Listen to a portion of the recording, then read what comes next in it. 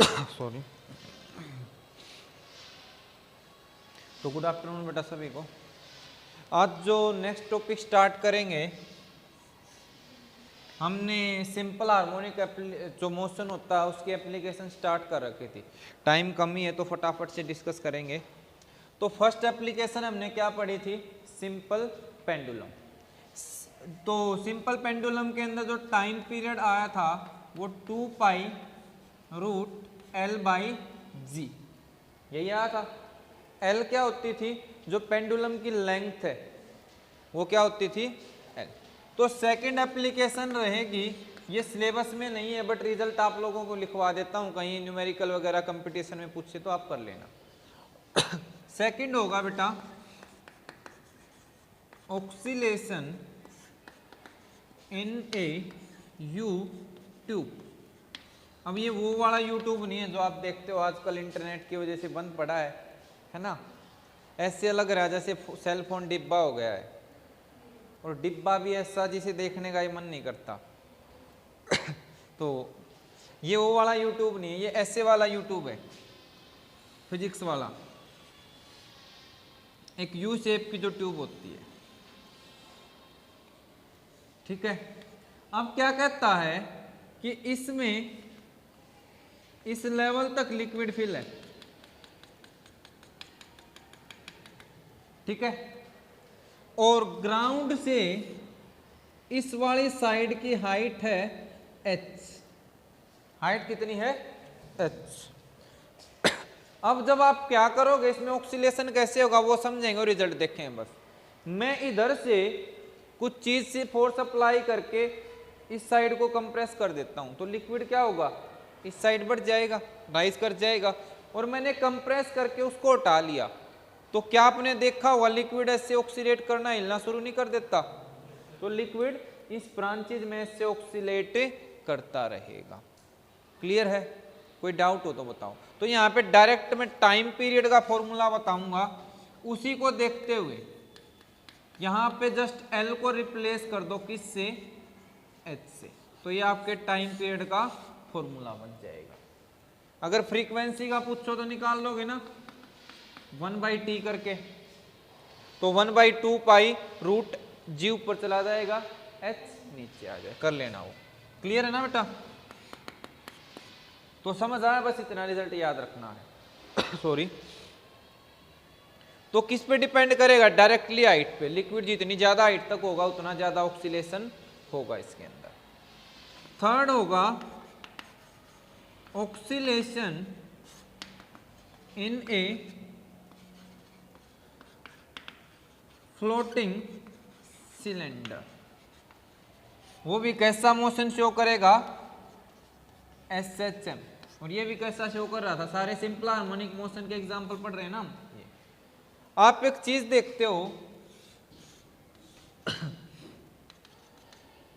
अगर एक कंटेनर के अंदर या एक टैंक में आपने ऐसे एक सिलेंड्रिकल बॉडी डाल रखी है, और देखना जो डिप कर रखी है जो वाटर के अंदर है उसकी लेंथ है L, ठीक है। अब जब ये डिप है इतना और मैं इसको थोड़ा सा और दबा के एकदम से छोड़ दूंगा तो क्या होगा? ये ऐसे देखा होगा ना चीजें ऐसे हिलती हुई, तो ऑक्सीलेट करना शुरू कर देंगे। तो ऑक्सीलेट करेंगे तो फ्रीक्वेंसी भी होगी, टाइम पीरियड भी होगा। तो उसके टाइम पीरियड का फॉर्मूला ये है, वेरी सिंपल, जो पहले देखा था 2 pi root L by g, but L then क्या रखना है? लेंथ इनसाइड वाटर या लिक्विड। ऊपर से मेजर होगी नीचे कितनी डेप्थ है। अगर ये ज्यादा पूरा फुल कर रखा होगा और ज्यादा ऑक्सीलेट, तो जितनी ज्यादा डिप होगी उतनी क्या होगी? टाइम पीरियड ज्यादा, फ्रीक्वेंसी उसके हिसाब से चेंज हो जाएगी, इन्वर्स हो जाएगी। ध्यान रखना एक बारी, फ्रीक्वेंसी 1/t, तो 1/2 pi root g by L. तो फ्रीक्वेंसी उल्टा है तो नंबर ऑफ ऑक्सीलेशन कम हो जाएंगे, ठीक है। तो तुमने देखा होगा थोड़ी सी चीज डूबी हुई है तो ज्यादा कूदती है, ज्यादा डिप है तो थोड़ी सी स्टेबल होके कम ऑक्सीलेट होगी। पिछले में भी यही है। अगर फ्रीक्वेंसी आप निकाल लोगे तो 1/2π√g/h, ज्यादा हाइट होगी तो ऑक्सीलेशन कम, कम में ज्यादा होता है। ले आओ जी।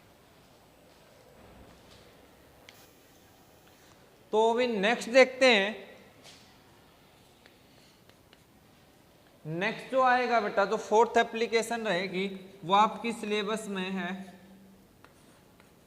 ऑक्सीलेशंस इन ए लोडेड स्प्रिंग, यानी स्प्रिंग के अंदर भी तो ऑक्सीलेशन होता है। स्प्रिंग पे कुछ वेट एंकर रखा और उसको एंकिए किए को थोड़ा सा ऑक्सीलेट करके छोड़ दो तो ऐसे ऑक्सीलेट नहीं करता, तो उसके अंदर कितना ऑक्सीलेशन होगा, फ्रीक्वेंसी उसकी क्या रहेगी, टाइम पीरियड क्या, ये चीजें कैलकुलेट करेंगे। अब वो दो तरीके से आपसे पूछ सकता है। फर्स्ट पढ़ेगा हॉरिजेंटल पढ़ेंगे फर्स्ट, और सेकंड पढ़ेंगे वर्टिकल।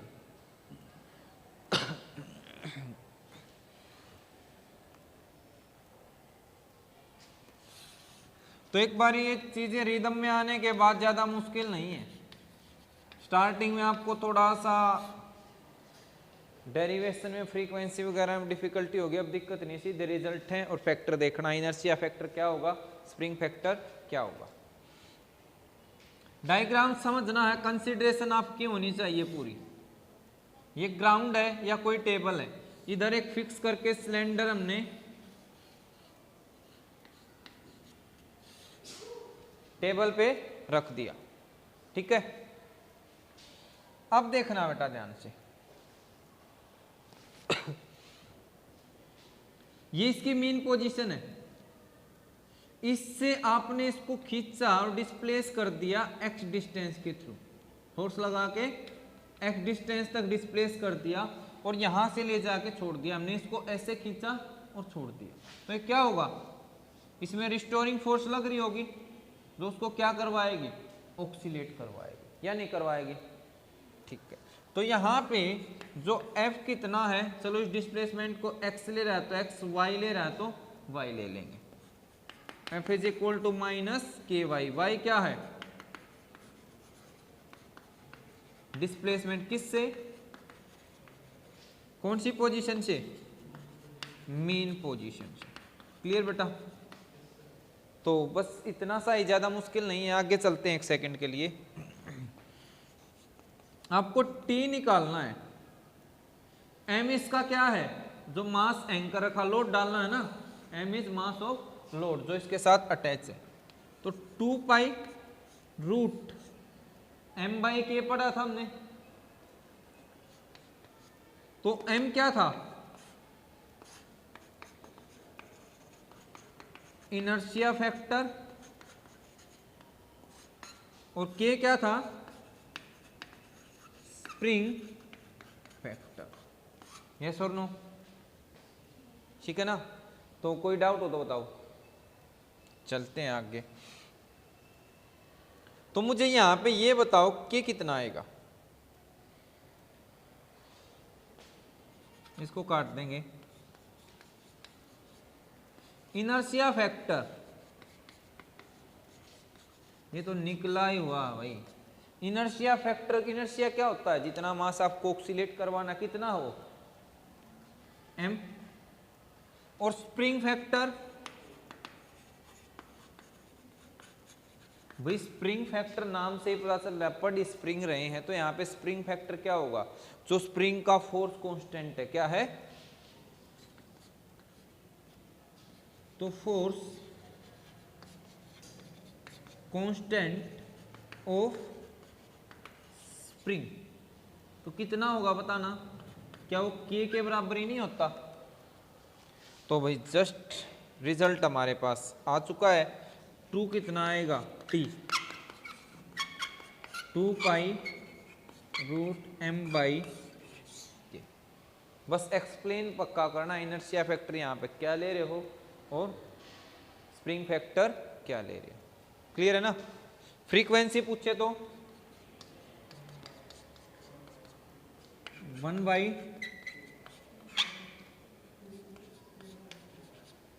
ठीक है, जितना ज्यादा लोड होगा फ्रीक्वेंसी कम होगी, सीधी सी बात है। एक हल्की चीज हो तो ज्यादा ऑक्सीलेट करेगी, भारी है तो कम ऑक्सीलेट करेगी। दूसरा, स्प्रिंग कांस्टेंट जितना ज्यादा होगा, ठीक है, तो ये रिजल्ट्स भी साथ साथ देख लेने। चलूं अगले बात पे। अब आ जाते हैं वर्टिकल में। वर्टिकल में आपके सामने 3 डायग्राम एक्सप्लेन करूंगा। पहला, मैंने कोई लोड नहीं लगाया, सिंपली एक्सपेंड हो रखा है इस स्टेज तक। अब मैंने क्या किया, लोड लगा दिया और मास इतना, इतना क्या होगा, ऑक्सीलेट कर गया। क्लियर है, एम की वजह से। अब मैंने क्या किया, इस पे थोड़ी सी फोर्स लगाई, तीसरे केस में क्या लगाई, फोर्स लगाई, और इसको भाई अभी तो वेट की वजह से इतना खींचा सेकंड केस में, तीसरे मैंने इसको थोड़ा सा और खींचा और छोड़ दिया।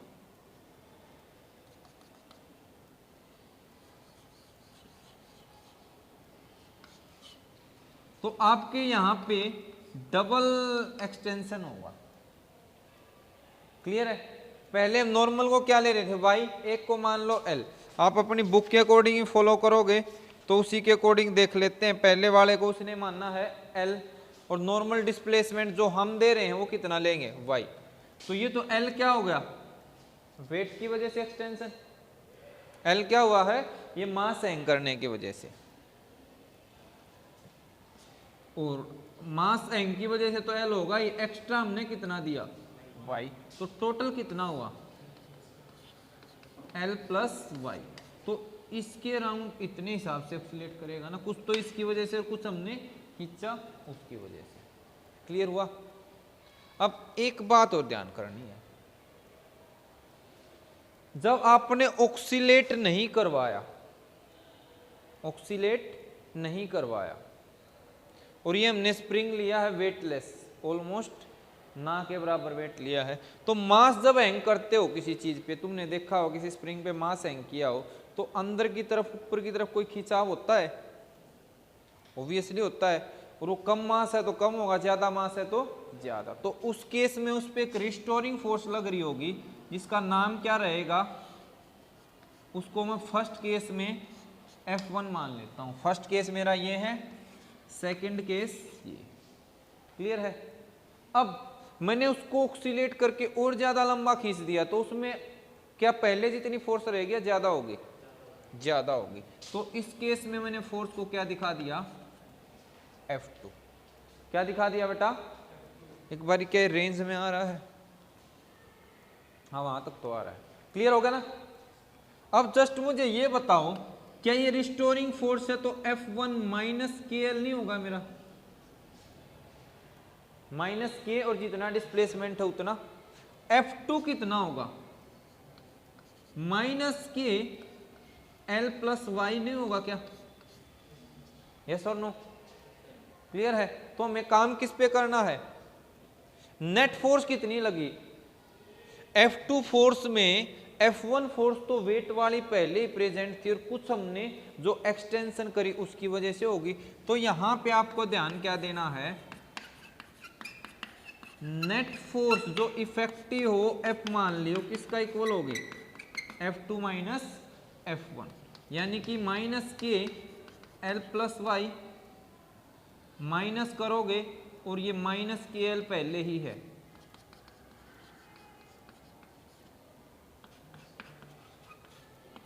कितना आ गया बेटा, माइनस के Y.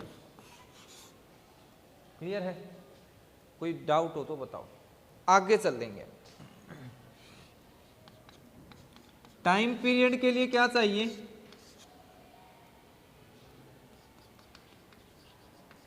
Inertia factor by spring factor. Clear. तो इनर्शिया फैक्टर कितना है यहां पे भाई, किसको ऑक्सीलेट करवाया है आपने, कितने मास को, m को ही करवा है ना। अब बस k की वैल्यू और आपको देखने के लिए बच गई, k की वैल्यू और बचेगी। तो एक ही रिजल्ट इसमें ध्यान रखना, एक तो नेट फोर्स देखिए हमने, और इनर्शिया फैक्टर में तो कोई दिक्कत नहीं है। स्प्रिंग फैक्टर,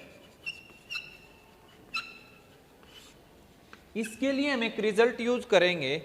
क्या एक बार इस पे देखना, जब आप मास हैंग कर चुके हो और हैंग करने के बाद अगर ये ऑक्सीलेट करता रहा तो क्या हमारे खींचे हुए की एग्जैक्ट रीडिंग आएगी? नहीं आएगी। तो जब ये ऑक्सीलेट करके स्टेबल हो जाए, स्टेबल हो गया तो एट इक्विलिब्रियम, अब इसके लिए काम कर रहे हैं एट, क्या इस पे दो फोर्स नहीं काम कर रही होंगी, mg डाउनवर्ड और F1 अपवर्ड। mg क्या होगा? डाउनवर्ड, और F1 क्या होगा? अपवर्ड, जिसकी वैल्यू आप पढ़ चुके हो -KL है। तो ये डायग्राम में यहां दिखाने की बजाय F1 को यहां दिखा लेना और F2 को ऊपर ये दिखा दो। क्लियर है? तो क्या मुझे यहां से एक रिजल्ट नहीं मिल रहा कि -KL किसके इक्वल? पहले ध्यान से देखो, इक्विलिब्रियम में इस पे नेट फोर्स कितनी हो जाएगी? 0। अब दो लग रही हैं, F1 को पॉजिटिव ले लिया तो दूसरी क्या हुई? नेगेटिव, माइनस ले लिया। तो यहां से कितना आया बेटा? एक मिनट, सॉरी, दोनों टोटल जोड़ रहे हो ना, तो दोनों को तो क्या करोगे? साइन बाद में लगाएंगे, या तो उधर ही अपोजिट करके लिखो, अदरवाइज दोनों का क्या आएगा? टोटल। F1 कितना आ गया? या पहले F1 की वैल्यू और लिख लो भाई, कंफ्यूजन पूरा ही खत्म कर देंगे। -KL प्लस mg, तो आपको किसकी वैल्यू चाहिए? KL is equal to mg, k कितना आया? mg बाई, क्या स्प्रिंग फैक्टर निकला? यस और नो? तो t बता दो भाई। तो आपके पास t, स्प्रिंग फैक्टर कितना लिखेंगे? mg बाई l, m से m कट गया, कितना आ गया? 2 पाई रूट l बाई जी। तो दोनों ये फर्क देखने को मिल रहा है रिजल्ट में, तो उसकी चिंता ही नहीं करनी, बस स्प्रिंग फैक्टर आपको याद रखना है। ठीक है, यहाँ पे हमने उसकी वैल्यू और रख दी। फ्रीक्वेंसी कितनी आएगी फटाफट से बताओ? जी बाई, तो ये रहेगा बेटा आपका लोडेड स्प्रिंग का केस। कल की क्लास में इसको खत्म कर देंगे। इसके कम कई बार अगर दो स्प्रिंग और हैं, बस उसके रिजल्ट्स डिस्कस करवा दूंगा बोर्ड में, तो शायद आपका ना भी पूछा जाए, कंपटीशन में काम आ जाएगा। उसके बाद हमारा फोर्स्ड और रेजोनेंट ऑक्सीलेशन के कुछ टाइप्स होते हैं, वो करके ऑक्सीलेशन आपका पार्ट खत्म हो जाएगा। तो ज़्यादा मुश्किल नहीं है, अगर ओनली वीडियो से है तो आपका काम काफ़ी ज़्यादा हद तक चल जाएगा। तो मिलते हैं नेक्स्ट क्लास में, तब तक के लिए बाय।